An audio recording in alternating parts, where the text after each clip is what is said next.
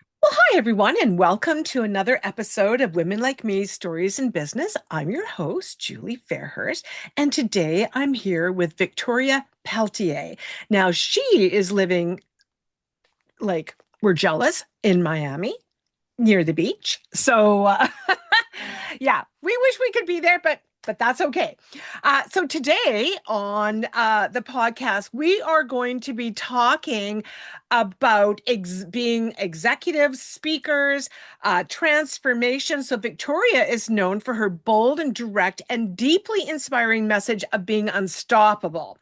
She brings more than 20 years of corporate senior leadership experience, along with a powerful personal story of resilience, reinvention, courage, and refusing to let the past define the future. And that is what we are all about at Women Like Me. Today, we are going to talk about what it takes to rise through adversity, lead with authenticity.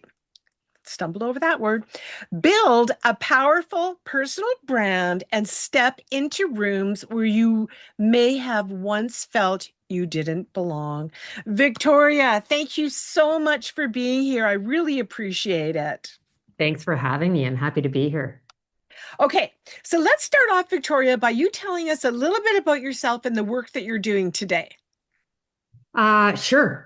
So I am a career-long executive, taking my first executive role at age 24, recruited out of banking into the world of professional services, which is where I've remained ever since, from outsourcing to consulting, technology, and most recently, the blend of all of those things, sitting at the intersection of large-scale transformation, whether it's business. I've done 40 merger and acquisition transactions, more than 100 Wow. corporate restructure or technology, and very much now with it in the age of AI, what does that mean? And then blending that with a look at the way in which we have human systems, the leadership, and the culture.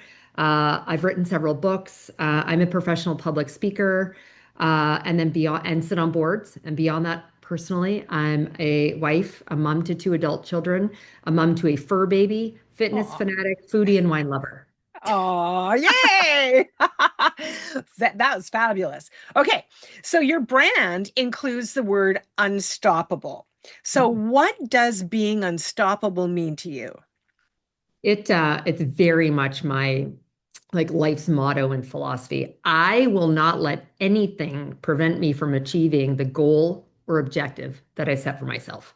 Doesn't mean that there's not going to be some challenge and adversity along the way, but I still own the choice in terms of how I'm going to react or respond and still anchor back to achieving that goal for myself. Wow. So, was this something that you were born with inside of you, or did you just sort of find it along your way and it was a mindset? How, like, because I think we all should be unstoppable, but for some of us, it's more difficult. So, where did that come from for you? I think for me, it's a little bit of nature and nurture. So when from a nature perspective, as they say, fight or flight, I'm a Mm. fighter. I'm competitive. I've always been fairly type A and driven and want to do well. I think that's innate in who I am. But then there's a level from a nurture perspective. I do think you can, like building muscles in the gym, I do think you can build a muscle around being resilient, dealing with adversity, learning how to move through and past the challenge that comes your way. So for me, I have a very like traumatic early story of being born to a drug addicted teenage mother who was very abusive to me. I could have gone down a very different path. I chose to be better than biology and circumstance, and have continued to have quite a bit of adversity that I've suffered since. But that there's this muscle that I flexed over, how to be resilient, how to process a lot of that. And then, as I said earlier about being unstoppable, sort of just anchor back to that goal or objective. So I think it's both. So I'd say for your listeners, yes, you can be born with some aspect of it, but I think you can build the muscle also. Yeah. And I think what you said there was key. I think you chose a different way. I think for me as well, I chose a different way. And I think for some people, they might not think that they have a choice, but they always do. Yeah, very true, Julie. I think I sign social media posts with two hashtags. The one you've already said, unstoppable, but the other one is no excuses. And Uh, I don't mean that in a completely negative sense. I mean mhm. I'm a highly emotional person. I'm going to experience the emotion, whether it's anger or sadness, but I then have the choice in terms of how I'm going to move past that. What's the language, thoughts and actions that I'm going to have that move me forward? So I can wallow in sadness and I can play a victim, or I can make a choice in terms of how I'm going to move forward. Yes, absolutely. I agree with you. So when people see your success now, what do you wish they understood about the road it took to get there? Oh, that it was very difficult. One was, as we just talked about, there's a mindset around it, a determination to achieve. My adoptive moms, I was adopted out of that horrible environment. And my mom, being the woman that raised me, said to me at age 10 or 11, Tori, you need to do better than us. They have lower socioeconomic means.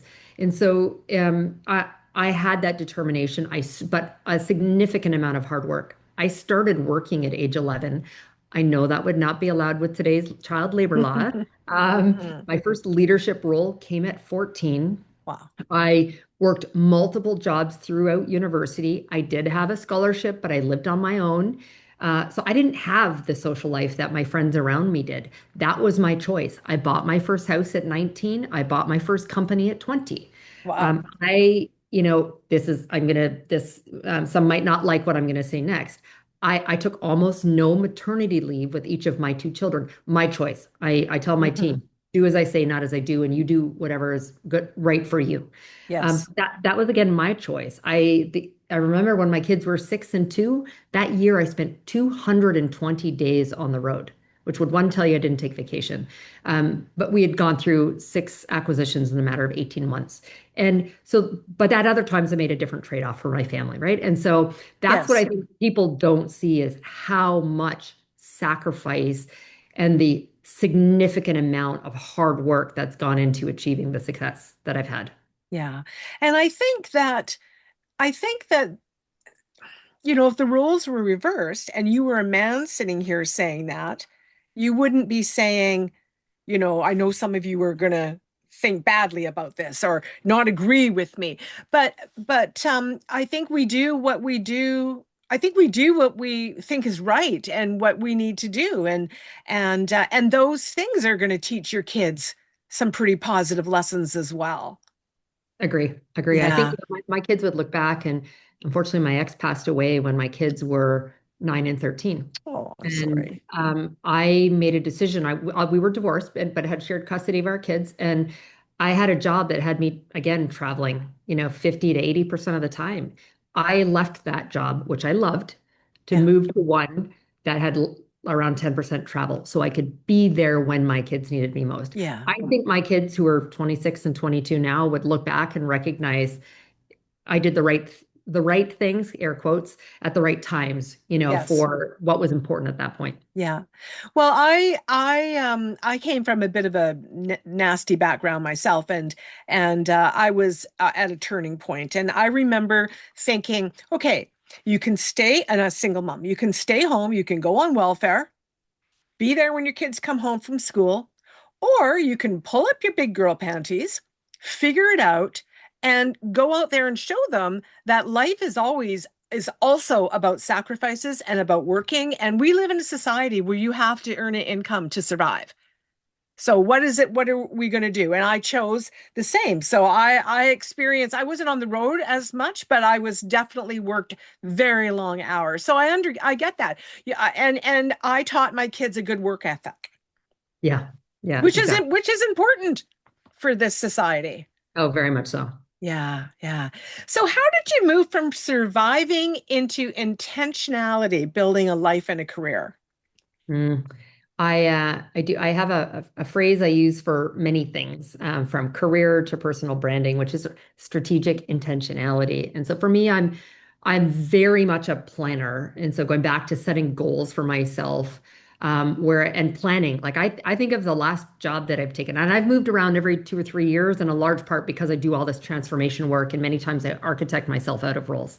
But I think the last company I joined, I was already planning my next step. My husband was like, "You haven't even started yet, and you're already planning." I'm like, "I'm strategic. I'm building the path to Hmm. get me to where I want to go. And then with intention, I am putting forward the actions, the game plan that I need to take to achieve that." And that means, you used a word, Julie, sacrifice. That means there are sacrifices in achieving that. So for Yeah. me, I'm also a fitness fanatic, as I said in my intro. I work out 6 days a week in the morning, but that means I can't stay up all night Netflixing. I need Right. to get to bed early, get the quote unquote beauty sleep and rest so that I can get up, go to Yeah. the gym. I protect my calendar. So that's again with intention, block my Hmm. calendar so that people don't automatically assume I'm available for a 7 a.m. call. I'm in a global role, which means I do take calls at all kinds of hours, Yeah. but I protect that. That's just like time for me to like think about my day ahead as much as it is for me to, be physical and work on my body in the gym. Yeah. So that's what I mean by like strategic and intentional. That said, I give myself freedom to be somewhat flexible. My move to Miami was unplanned, and I'm like, we're going to do this. And so it's like a bit of a balance again. Yeah. Yeah, for sure. So, do you think high achievers sometimes confuse resilience with never needing rest? Oh, 100%. There's a ton of people who wear like that like a badge of honor, like around, oh, I worked, and I'm not proud. I can tell you, and I need to know for tax purposes in what state I was and where I was traveling. I can tell you how many days I am on the road. I can tell you often how many hours a week I've worked. But again, I made the choice to do so. I do find so many who are like, that is the badge of honor, rather than maybe reflecting on what choices did you make for a better integration across your life between, I Mhm. don't like the work-life balance thing for me. Mm. It's all life, like, so integration, and what were the outcomes that you achieved with all those hours that you put in? Did it accomplish the goals that you were hoping to? Yes, and that's an important thing to understand about your life, for sure. Mhm. So you've spent more than 20 years in senior corporate leadership. So what has that taught you about power and people? Um, a lot. I'm still saddened, Julie, by the power and the power plays and dynamics I see in the workplace. I very much entered the work world, and it was, a command and control environment, not very much of sort of the empathetic kind of human leadership.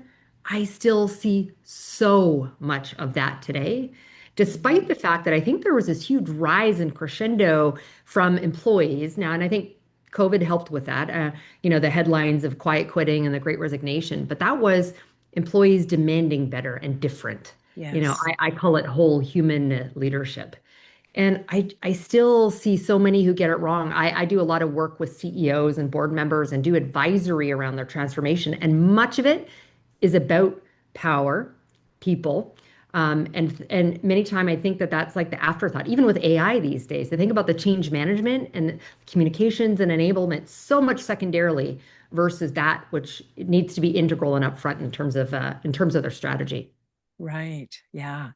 What do you think makes a truly transformational leader? Ugh. Um, But a little bit. I think there's, one who looks much more holistically at the transformation in terms of, and I use the word a lot, like the outcome.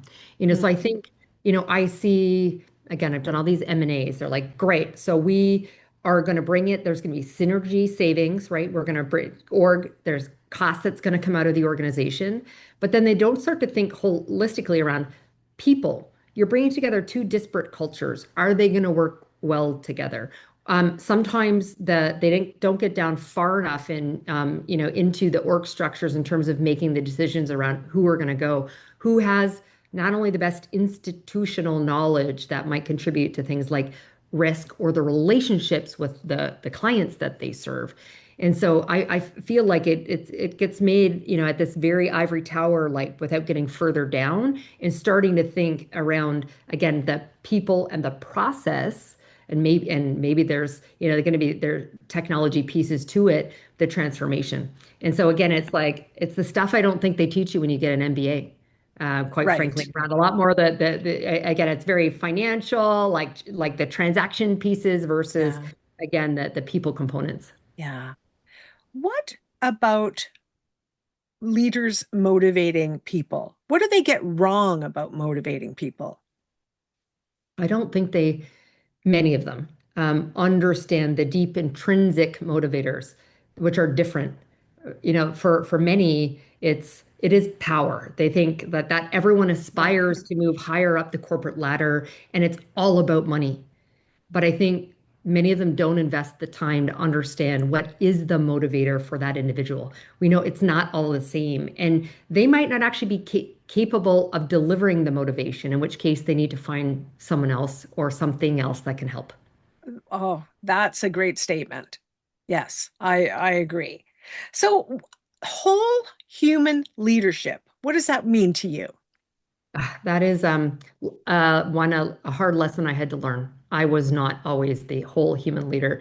Entering the workforce as young as I did, becoming an executive, the only female executive at the time, the youngest by 2 decades, I thought I need to be all business all the time. I wouldn't say I was the command and control, but I wouldn't demonstrate significant vulnerability. I never told anyone my childhood backstory. I'm not letting anyone feel guilty or sad for me or think that there's any weakness. And my nickname now is the Turtle, but I found out it was the Iron Maiden at Oh, one point. that's a And difference. yeah, so the mask I wore to show up confidently, not have people question whether I'd earned my seat at the table, why was I in the seat Yeah, at 25 years old, those yeah, kinds of things. So whole human leadership was the lesson I had to learn around the authenticity is an abused term, but like being authentically me, which means the turtle nickname is because I am very resilient. I have a tough exterior shell and I can shoulder a lot, but I'm super soft and marshmallowy. Like I cry at the Humane Society commercials, oh, so like but yeah, that's the authenticity. This is me. This is my story. This is yeah, my why. This is my purpose. And helping others learn and discover that and appreciate that they bring their whole human self to the workplace. Again, it's not this light switch when we walk into a figurative or literal office. yeah. What challenges do you think are facing women in executive spaces right now? Uh, Much the same as we've had for decades. Mhm. I still think there's a challenge around. I hate hearing about masculine, feminine traits because for me they're just an energy. Like it's just they're being going back to my Iron Maiden, and just because I choose to be really empathetic and caring doesn't make me soft. That's not a female trait. We all possess those. And Yeah. so conversely, for being a very strong woman, I've worn the nickname as being aggressive versus assertive that my male colleagues would get, or being called a bitch or whatever, Yeah. those sorts of things. I feel like we still face that. Hmm. I still find like very the boys club. Now, I've worked in technology Yeah. companies the last number of years, and it's, um, I was the most senior person in the room, a woman, but it was only myself, one other woman, and 40 guys in this tech company. And then when we had big client events, now I'm a Canadian girl who likes hockey, but it was, a hockey event, like on ice. Yeah. I happen to play hockey. I was the only woman, and funny, it's still also 40 guys on the ice. I mean, not all women are going to do that, or like the bars No, late at for night sure. because, they might be the primary caregivers. So I don't see that that's shifted much, certainly not in the 30 years plus that I've been in the workforce. Yeah. Yeah. I experienced something quite similar to that in my career. I was in sales and marketing for 34 years, and I was the number one salesperson for many, many, many, many consecutive years. But there was an old boys club. I wasn't invited to the boat on the boat. I wasn't invited to this. It was just yeah, so I understand that whole, and I just thought whatever, I don't whatever, I'm just doing my thing and you guys go do your thing. I don't really care. But deep down, it is there. It is Yeah, there that you're not yeah. accepted the same way. Well, and also on the opposite, you said you weren't invited. Like sometimes I Yeah. found the same thing, but I'm actually I'm a little bit more. I might look quite feminine, but I'm a little bit more of a guy's guy. Like I said, I play hockey. I coach my kids Yes. hockey, right? Like I was like, why don't you invite me? You're just assuming I'm going to say no. Right. Yes, exactly. Yeah. Well, what advice would you give to women who are walking into rooms where they feel outnumbered and overlooked? Own it. Be Mm, confident. I am not a fan of fake it till you make it, except when it comes to confidence. yeah. So if you don't naturally have it, walk in, embrace it, like lean into the fact, like I think there's a lot of when I said like I'm intentional around the thinking as much as Hmm. the acts of like think about what you bring to the table. Like that in itself brings confidence and don't shy away from it. So walking into the boardroom where I'm leading it with 40 guys at the table. Great, great. So I'm going to own it. I'm not going to be any different. This is me. Yeah. I'm not going to, shy away or shrink from it. But I would also say, particularly for those that are younger in the career, like find your allies, and find the mentors and sponsors that are going to help support you and give you a voice in those rooms where it might be a little bit more uncomfortable or unnatural for you to own it. Yeah. What about women who aren't sure about the word ambition? What do you Uh, think? well, I say this to women, but I say it to my own children. Like Hmm. you define what success looks like for you, Hmm. right? So, and be as ambitious as you want, but do not let others' expectations of you hold you back. And it's Yeah. more holding back than the opposite. But like if you want it, go for it. Like you're the CEO of brand you of your career. Like Yeah. and go for it. But conversely, for those who make decisions that they go, well, oh, that's not very ambitious. Have you made like there's some who've chosen to, you said you made a choice to, work a lot of hours with some might do that when their children are young to be home. Yes. That's okay too. That doesn't mean you have any less ambition. No. You're making some choices that are right for you, they're right for your family, and you have the opportunity to pivot and change later. Yeah. Yeah. I belong to quite a few networking groups, business groups with women, different groups, and I watch them, and I find a lot of them are playing small. Mm. What do you think about that? Why do we do that? I think there's a number of reasons for that. I mean, there's data, of course, that shows that women, even aspiring to that next level, will not apply for that role if they don't think they have like 8, 9, or 10 out of the 10 requisite skills that are requested. Men apply at 5, right? So we don't have the confidence in ourselves Yeah. to just go for it. And I still think there's also a factor around, there's far too much of the household and parental responsibilities that often fall on the women. And there are only so many hours in the day. And so I think they feel like they need to make those trade-offs Yes. as well. Yeah, for sure. So you talk about personal branding. So Mm. why does personal branding matter for women? I think a little bit around that sort of like confidence and belief in one's like performance. I think many women think that their performance is going to speak for themselves. That's going to get them promoted. That's going to get Mm, them headhunted.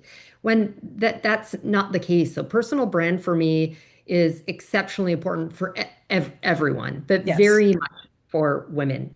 You need to be speaking around not only the what you do, the credentialization. I also find people get personal branding wrong. They think it's just the first part, the expertise they have in a particular industry or the job title or, university degrees they have. That is one part of it. It's so much more than that. And again, I just don't think you can rely upon your boss or others within an organization to promote. And in many cases, I think they might not even have awareness around it. So own your Mm, career, own your brand, like own that next step for you, and building a very strong personal brand, particularly in this digital age, although you need to do it in real life as well, it needs to be the same, but is critically important for Yeah. success. So, what is the difference between a personal brand and being visible online? Or is there a difference? Oh, I think there is. I find people who are very visible online, but they are sharing, usually it's their work, their company's work product, right? Like Mm, like marketing or advertisement or a research paper that they've put out. That is one part of being of your brand and being visible. It connects to the work that you do, but that doesn't say anything about who you are, what expertise you bring to the table, like how have you contributed or led to that.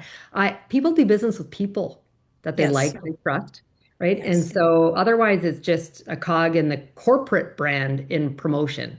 And so there's the strength of the brand itself, and then there's the strategy and intention over how do you bring that brand to life? How do you activate it and be much more visible without just being again like a marketing, mouth for your company. Yeah, for sure. Credibility. So, what mistakes do you think we make when we're trying to build credibility? I find too many people are too afraid to admit they don't know what they don't know. So I Mm, think saying that, putting it up, like that builds trust. That in itself is a type of credibility when you're doing work with others. And so I'm very comfortable to say, I don't know what I don't know. But however, I'm going to school myself and or find a colleague who has that and come back. yeah, And so I also do not generally like to speak on topics that I don't have a really good base of knowledge in. Therefore, I've built an incredible amount of credibility because the things I do talk about are things I've spent a lot of time in and have a significant amount of experience around. yeah. I think too, I think that by just what you said, well, I don't know. I mean, I don't know everything. We're not walking AI machines. But I'm going to go and I'm going to find out. And to me, that builds credibility and trust. It does. It does. Yeah. Yeah, because you're not all of a sudden going, okay, now I have to pretend that I know this. Yeah. Yeah, 'Cause- exactly. For me, and I never want to get it tripped up later saying something like, No. and then and I have to go back later. No, no, not at all. Yeah, yeah. I want to go back to when you were talking about no excuses. Mm. So, what does no excuses mean to you? So it is much more to do with around, as I said, like that you have a choice in how you're going to move forward. And so I found too many people sit in a place of either taking no accountability for the place that they're in, or again, you can't prevent all of the challenge that comes your or adversity that comes your way, but you have a choice in how you're going to respond to it. And so for me, no excuses is like we can't stall and prevent ourselves from moving forward without one. I think there's a significant amount of like self-reflection and awareness that needs to take place. In some cases, people contribute to the place that they're in. Let's Mm, understand why. Let's make sure we've learned for it and take action to do something differently going forward. And then also when stuff just inevitably is going to happen, you, like I said earlier, you can have emotion around it, but you need to move past it. Like the whole victimhood. Like I mhm. find too many people that sit in that zone. So my no excuses is for people who sit squarely in that space. Yeah. Let me ask you a personal question. What excuses did you have to stop making? Um, I had excuses actually over more why I couldn't say no to things. I think I was such a pleaser in my Mm, desire to want to perform, wanted to do more that I didn't always prioritize. And and working 24/7 and being on call all the time, like I actually made those kinds of excuses when I didn't need to. So I've learned to become much more like maniacal with how and where I spend my time. And if it doesn't bring me personal or professional joy or value, I say no, I delegate, I outsource. I couldn't do that. I made all kinds of excuses for why I couldn't do that before, and I had to do it myself. yeah, yeah. People pleasing. Yeah, yeah. Big one for sure. Absolutely. Well, how do you know when it's time to evolve into a new version of yourself? Uh, I feel like I personally I'm constantly like doing some kind of personal reflection coupled Mhm. with the planning of where I want to get to. And at some point, like I think of career-wise, like yes, I've achieved success. It's, these senior levels, but my definition of success changed at some point. And so how and where I focus and spent my time and how much of the type of work I did changed to evolve. And so I think it's that self-awareness, self-reflection, going back to like what brings you personal or professional joy or value. And if you're in a zone where it doesn't anymore, you're not excited about getting up, that's a great time to say, then possibly this is this moment of reflection and an opportunity for me to pivot. Yeah. Yeah. What about loneliness, pressure, or expectations? How do you handle that? Or how do we handle that when that comes our way? Um, I, well, pressure. I mean, I don't think I've ever not felt some kind of pressure, so for me, I, this is the DNA part probably. I thrive a little bit in that like chaos and pressure environment. I Hmm. feel like I'm the type of person who breaks stuff just to put it together again. So I like it, but I recognize not everyone does. And so Hmm. I think again, there's this element of like, at what point is too much? And so learning what is that breaking point and what do I need to do to create some balance around that and get back to like more manageable?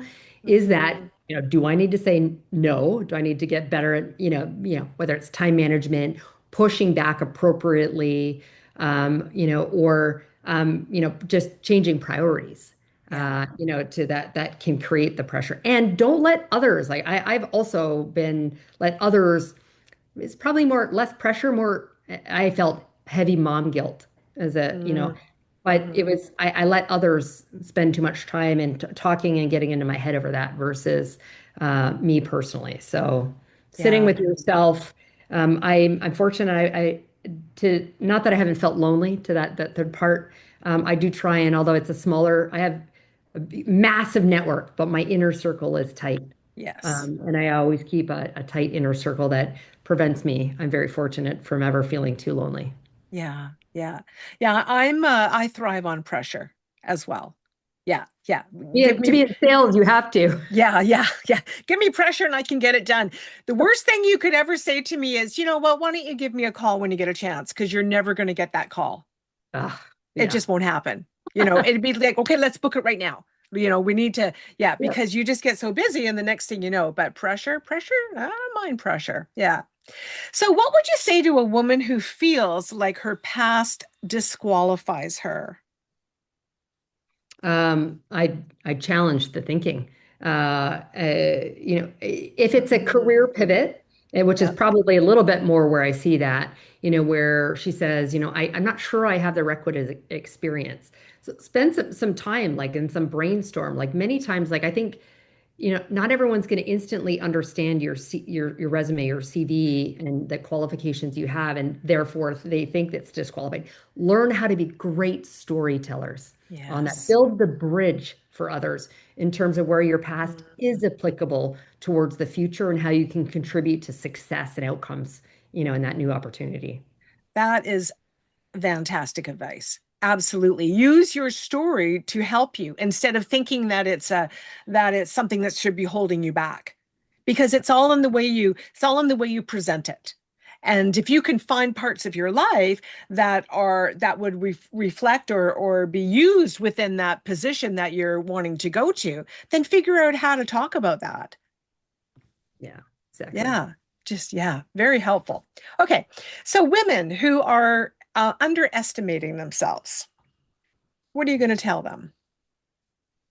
Um, uh, a few things. And so I think there's a lot. I get talk a lot about self-awareness and self-reflection. Like I'd ask them, like, why do you underestimate yourself? Like, what is it that you haven't done in the past or that you are not, you can't be proud of? And so spending some time, and I'm not a vision board type of person for me personally, but if that Hmm. works for others, then document it, hand to keyboard or write it on a whiteboard, like, and so you can stare at it but also going back to like the loneliness and surrounding yourself with people, find people who are going to help lift you up, like Yeah. raise. And Mhm. sometimes we have blind spots. Like get some people around you who will help you identify those, and Mhm. who can love and support you. Yeah. Yeah. I think so often we, especially as women, we don't value the skills and the gifts that we have. And we think, oh, well, that's not a big deal, or yeah, I did that. But it is a big deal. And we need to learn to appreciate those gifts and our talents more. So what do you think we need to stop apologizing for? Uh, some of the things we've talked about here, ambition, Hmm. drive, the integration choices we have in our life. Like I think, there's a lot of guilt around that. Stop apologizing for that. Like, Hmm. I think particularly those women who've chosen to become parents, like for me, like my executive career didn't stop. And so I became an executive 3 months after I gave birth to my first. Like you can do both. Again, if you choose not to or to take a pause, that's also a choice that you make, and that's cool. Yeah. But we're apologizing for that, and we need to stop. Yeah. I think we apologize way too much. Yeah. Yeah. So, Victoria, what is one truth you wish every woman out there knew about her own power? Um, hmm. Well, first of all, I'd say learn what their power is. Mm, Uh, and with that, the storytelling behind that power is another. And actually, I guess even in a bridge, do not apologize for that power. Like embrace that superpower and make it yeah, even much more powerful as you go out yeah, into the world. yeah, yeah. Such great advice. My goodness, I can feel myself getting getting riled up. Yeah, it's fabulous. Can you tell us what you do? How do you help women? A number of things. So Okay. I am a mentor in my corporate workplace. I also formally coach and mentor people outside, whether that's on career coaching, which there always seems to be a blend with a little bit of, I wouldn't call me a life coach, but maybe a little bit of an accountability coach Yeah, sometimes in there is yeah, necessary, yeah, some personal brand coaching. And then besides that, particularly for those I'm close to, I am their biggest cheerleaders. yeah. That's fabulous. Well, I want to let everyone know that we're going to have Victoria's information in the show notes. So if you want to reach out to her and see if she has something that could help you, or look up, how many books have you written? I have book number 4 that came out just 2 weeks ago from when we're recording this, and one that will come out later this fall, book number 5. Wow. So what was book number 4? Book number 4 is the leadership transition guide. So, like a modern take on the Oh, first 90 days as you enter into a new transition. ooh, that one sounds interesting. Hmm. Wow. And what's that one called? It's called the Leadership Transition Oh, Guide. that's what it's called. Okay. The whole human. I forget my subtitle. That's okay. That's okay. That's okay. You know what? We'll have everything in the show notes for folks. So if they want to reach out and get it. Well, I appreciate you being here so much. And you have just really done, like, everything you've said has just been so positive and so encouraging. And I hope whoever is listening has been able to be lifted up from this conversation. There's a lot of us out there that need a, need a little bit of a kick in the rear end to get ourselves up and going, and you did that very gently, very nicely and gently. So let me ask you, what legacy do you hope to leave through your voice and your leadership? I am I'm determined. This is my what I said earlier, my definition of success changed dramatically. Uh, it's very much about am I leaving the workplaces, the community, and the world at large a better place when I left it than when I came in? That includes did I raise two really good human beings? Have I coached and mentored people to be their best selves? I'm also highly focused and have been forever on diversity and inclusion. Am I creating those kind of safe psychological spaces where there's a sense of belonging for others? I want people talking about those things rather than the ticks in the boxes around like the P&Ls they've managed or the M&As I've transacted. Yeah. Yeah. That's beautiful. Yeah. Oh, well, thank you, Victoria, for being here. I appreciate it again so much. And for all of you, don't hesitate to reach out. We're going to have information in the show notes on how you can reach out to Victoria and check out what she's got going on. And once again, Victoria, thank you for being such a great guest and for being so honest and open and sharing bits and pieces about your life, but also lots of fabulous tips about how we as women can build ourselves up and be stronger. Get out Thanks, there. thanks for Yeah, having me. you're welcome. Take care, everybody.